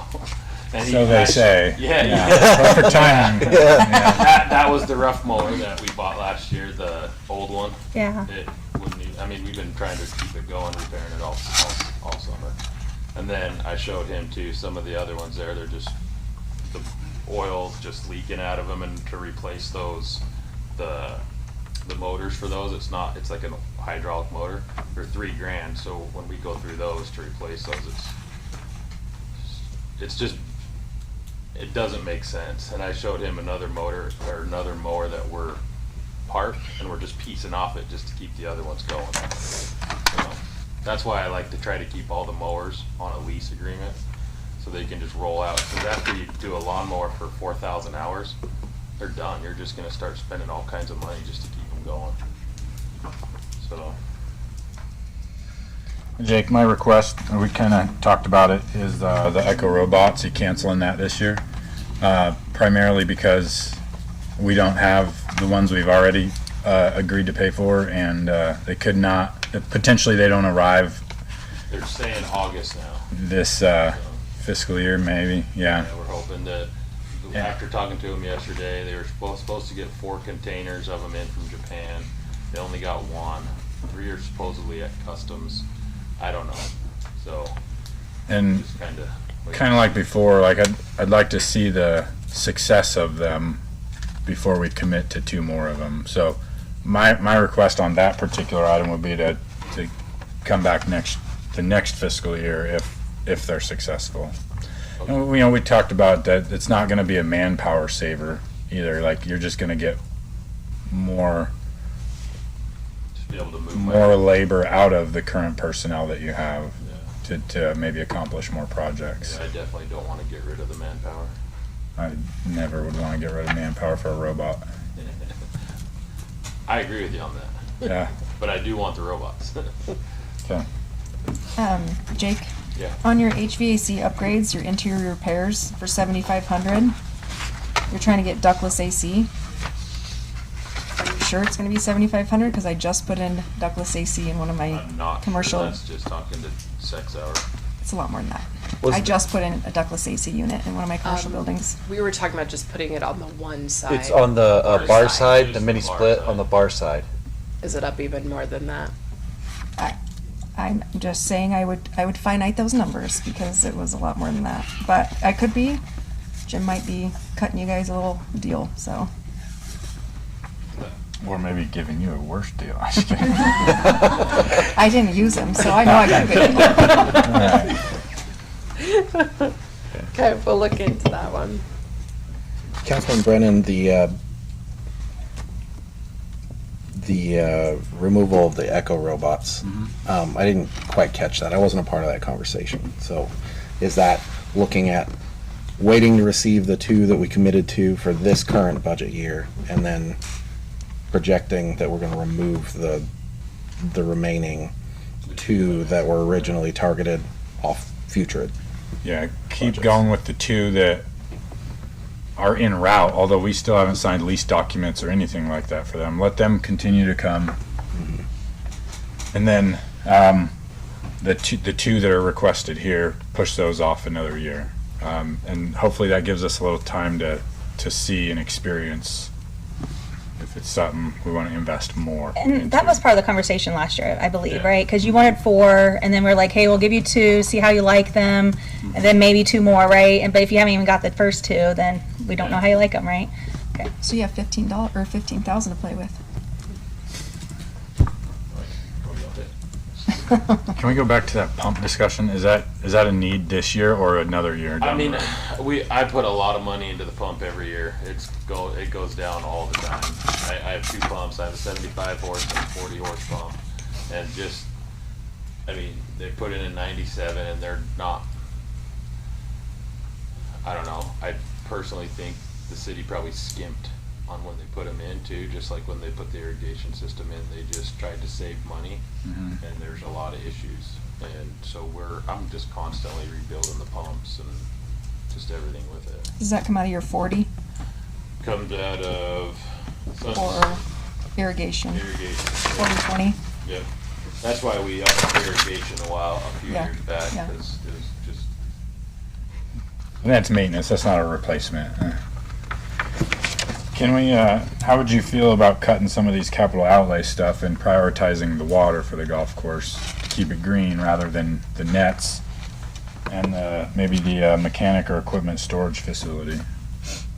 I'd be okay with like that for storage, like the storage facility, like I was telling you yesterday, like we have the $70,000 sprayer, the tractor, the Kubota tractor, the rough mower, the Ventrac. There's mowers that can't go inside anywhere, so they're just outside. So that's why I would like that, but I mean, I would be totally fine with doing that and putting it towards the pump system. Like your clubhouse siding, that's 40 right there. Yeah, I mean, I'd hate to, like, I'm fine with that. Like, if that's what you guys want to do, I'm totally fine with it. And me personally, I'd rather fix the pump because that's the heart of the system of the, but I also want to see the clubhouse get, a facelift. That thing's, I think it needs that. Oh, I agree. Yeah. Trust me, so I'm just saying. it's hard for me to it's like, what do you do? Would you be able to find the numbers for the pump if we put this on Yeah, hold? so I got a quote halfway, maybe in the winter time, and I have it, and I could get it to you for tomorrow. I think when I looked at it, if I remember right, it was like, I'm not even gonna say, I can't remember, but it's gonna be somewhere around the 100,000 range. The other- Go ahead, Becky. Oh, sorry. I was just gonna say, maybe we could also, in coupling with getting the price of that, get together how much the actual maintenance has been on your current pump. So we Yeah. kind of have like an idea, like maybe a 2-year, last 2 Yeah, years. We could do that. Because then we kind of it gives us an idea of how much we've spent and what we could have spent versus just buying a new one. And just to be honest, every year since I've been here, I've slept in the pump house multiple times yeah. just to keep it going. Every year I have issues with it since I've been here. Every year. So we've rebuilt the pumps probably, I don't know, just off the top of my head, maybe four times maybe, and then we've rewound the motors probably the same amount, and then just other issues, you know. So How many pumps are we talking? there's two. Two. And $100,000, is that one or is that two? That'd be the whole thing. It'd be two. Okay. Yeah. They gotta, But that's just a number I'm Sure. throwing out right now. they gotta bring it in a different way. Right now, it goes So and they're it vertical turbine, right? They're horizontal. We needs to want sit vertical. over the water, not Yeah. with the tube that goes So in. it goes, they're horizontal, so they go out 10 feet and then drop another 10 feet into a wet well. We need some vertical turbines that are actually sitting right over, like the pump house is sitting over my wet well, just to help with a bunch of stuff. But they're just old too. And that 100,000 would cover the pumps and the new structure. I don't know about the building. I don't know about the building. So- The building might be up to something. That's the context that I think I would like to see as we discuss that more. I would say that it's not the building. It'd be just the irrigation, the pump side of it, and it probably wouldn't be like building the wet well, you know, like what everything. Like it's probably just the pump system. Right, and so that's the part of planning for a big project like that. Yeah. That encompassing the entirety of the project cost and making that very clear. I would love to see those numbers if you can bring some of that back tomorrow.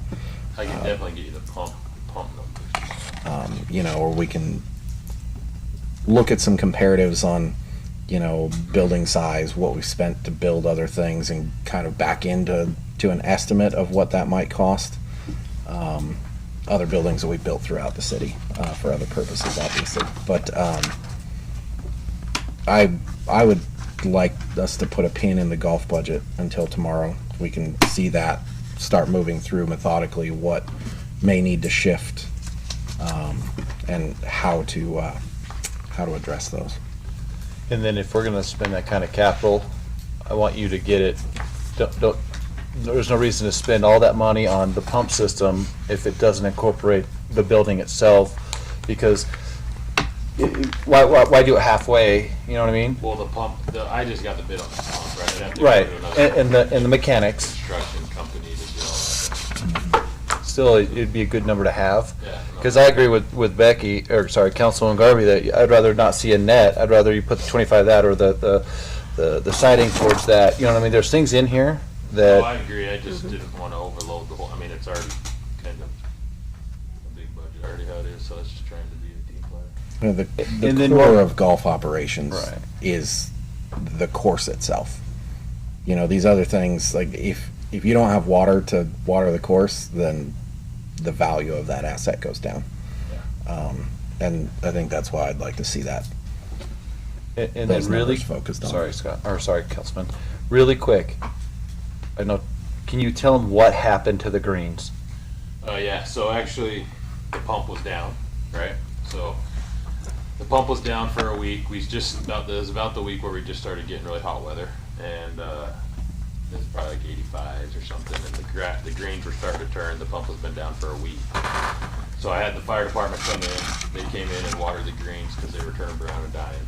And we got that done. And then that weekend we got a huge rainstorm, and it was humid, and I didn't think much of it. I just thought, okay, sweet, we got rain. I'm going to catch up on everything. The soil will give me a few more days. And then the pump guy helped me get the pump going Sunday.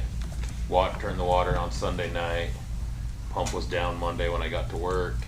So diagnosed a problem for that one, which that time it wasn't necessarily the pump itself. It was the beaver that was causing problems with the wet well screen. And so we got that all fixed. And in the process, that I had to drain the pond again for that week. So it was 2 weeks right there with hardly any water. But that rain with 85 degrees more weather or temperature with 65 at night, you get, that's Pythium blight. Like that's when Pythium blight comes, and with humid, you usually don't get Pythium blight with around here because we don't ever have humid temperatures really. And so I've never had to spray for Pythium here, so I didn't have the fungicides on hand. And then also we got hit with summer patch at the same time, but I was spending most of my time at the pump, so I didn't have time to like walk on the greens. And when I did, once we got it going, I saw it. I hurried and sent a sample in just to make sure I knew exactly what it was. Sample came back in, came to me on Sunday morning. I got the email. So then I started figuring out where to get the fungicides, got them ordered. They didn't show up till like Tuesday or Wednesday. By that time, it's already spreading. Pythium blight is a turf. It's a foliar. It's on the grass blades. So I had to spray that with a totally different fungicide than the summer patch. Summer patch is in the roots. So I had to get a different fungicide for that, and I had to water that in, so you can't spray them at the same time. So that was I had to do that 3 times. I've done it 4 times now actually, and it's killed, but the damage was done. So now we're just trying to catch up on all of it. So it's kind of just a freak thing. Everything just kind of happened all at once. And what's the cost to applicate, like $3,800 or something? Yeah, it's like a little over 3,000 per spray for that. And you've done it 4 times. Yeah, it's a little over 3,000 for each spray, and I've done, I've sprayed each one 3 times. So, well, Pythium blight I've sprayed for 4 because I'm growing in the new greens, the seed on those, and Pythium attacks the new seedlings, the germination really bad. So I've been spraying that just to keep the Pythium out, and so yeah, it's pretty pricey to get that stuff out. But it's I've never seen it here in the little over 12 years I've been here. Never had any issues with it, and most people don't here in this area. So, Will you continue to have a problem? well, the pathogens are in the soil, so it all just depends on if, like, just weather. And if I see humid coming with rain and wet and hot, and hot in the days and 65s at night, I'm gonna have to be ready to go out and spray. I'm not gonna wait for it to get to me. I'm gonna go out with a preventative spray so we don't get hit again. So I just have to have that fungicide on hand. Did you budget for that? I got it. I can pay for it in there. Like, not over and over and over again, right? But I could do it like once or twice a year. I'd be okay with. Yes, that's a lot of money. But if we get hit like we did, I don't have the money for that to do that. I've had to not buy some fertilizer and things because of this. So. So They're slowly coming back. Summer patch takes a really long time for it to heal up. So, and I've never dealt with it. Just everybody that I've talked to in the industry says it takes months to heal up. So we're just slowly sodding stuff out. I've had to close down 4 greens. They're really close to getting ready to open up. They're all seeded in. Like we said, 17. Someone did donuts on it over the weekend and screwed it up, but 18 greens really close. I probably could open it, but I'm gonna wait just because I can and just make sure everything's healthy. 8's really close, and 10's really close too. So we're gonna put a pin in the golf course for tomorrow, right, council? Okay. Jake, when you come back with those numbers, can you also kind of do a self-assessment of your capital outlay items and your requests for new leases or purchases, and decide which ones you would prioritize for the reallocation? Yeah. And then, I don't know how new your numbers are. Didn't you say you got the quote for the pump system in the winter? Yeah, it was maybe January-ish or something when the pump guy was here helping me. Okay. If there's time in the morning, maybe see if they can knock out a quick update to that price. If not, that's okay. Yeah, I'll call him when I leave. Okay. It's gonna take a little bit to get someone to give me a quote on a building and everything. Okay. Cause they probably need to see the pump stuff and exactly what's going on over it, but Your pump guy has connections, I would assume, to that? no, I don't think so. I'll ask him. I don't know. Cause I think golf courses usually just bring in a construction company that's in their town to come build it over it, do the concrete work. It would definitely be a winter thing. T, where are we at? We at 5? We're at 5 o'clock. Okay, we will come back tomorrow. Where are you gonna post these? Where do you want to post these, just for fun? Funsies. Here's the Meeting, least. meeting adjourned. Yeah, oh, sorry. Yeah. Meeting adjourned. Sorry, Seth. Thank you, staff. Did you want to, I think isn't this one on the State of the City?